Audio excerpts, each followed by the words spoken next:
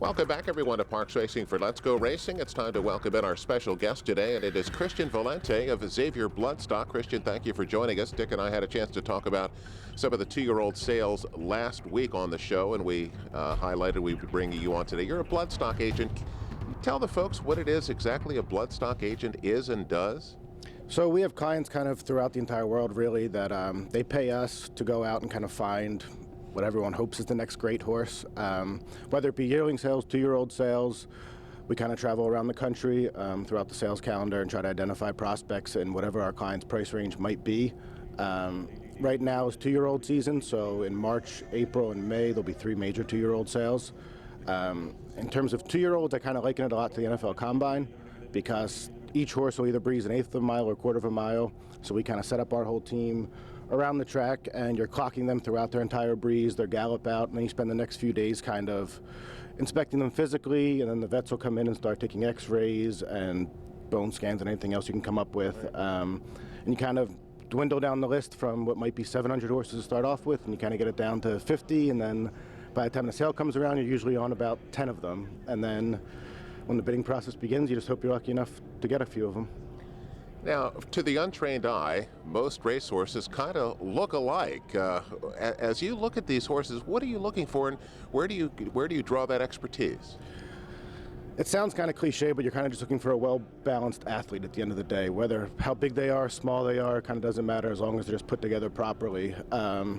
And thankfully for me, I was able to work for a lot of great people throughout my life growing up that kind of each taught me what they look for in a horse, and I tried to put it all together and kind of formulate my own eye and try to figure out what I like in a horse. What I like might be different than what Dick likes or what you like, but at the end of the day, you just have to trust your gut and kind of try to find a well-balanced athlete and then hope you're right. Kristian, you're a local guy, Holy Ghost Prep. Your dad's obviously been in horses for a long time. What drew you into the game?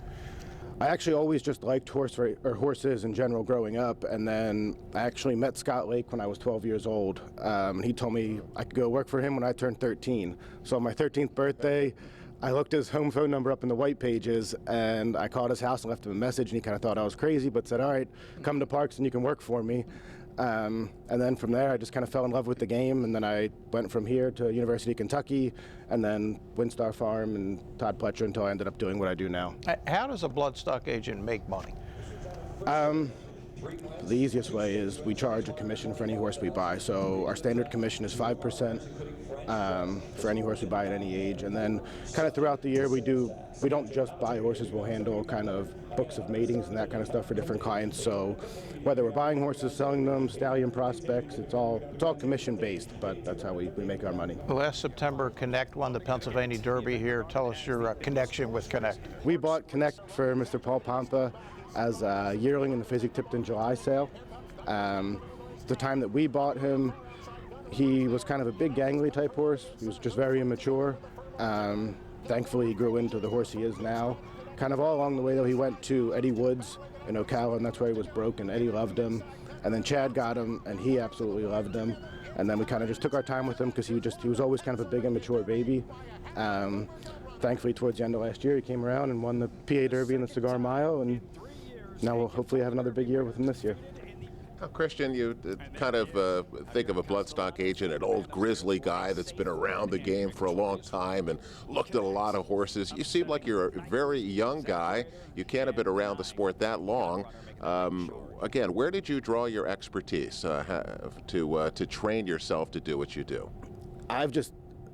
The best part about what I do in my eyes is that I don't really look at it as a job, so it's not something that I have to like force myself to go want to do every day. I've just, since the time I was 12 and found out what horse racing was, I loved it, and then going to Kentucky really kind of changed everything because you got to see the broad scope of what the whole industry really is versus just in our area, the kind of smaller niche market that it is. And then I just always tried to keep my eyes and ears open and my mouth shut and try to pick up what everyone who has been around forever was teaching me and telling me, and then try to go from there. It is kind of difficult for someone my age, though, because horse racing doesn't seem to be an industry that anyone ever retires from. You're kind of, once you're in it forever, so it's not like once people turn 50, they're out and I can kind of come up the ranks. You're kind of always fighting with the same people for your job, so.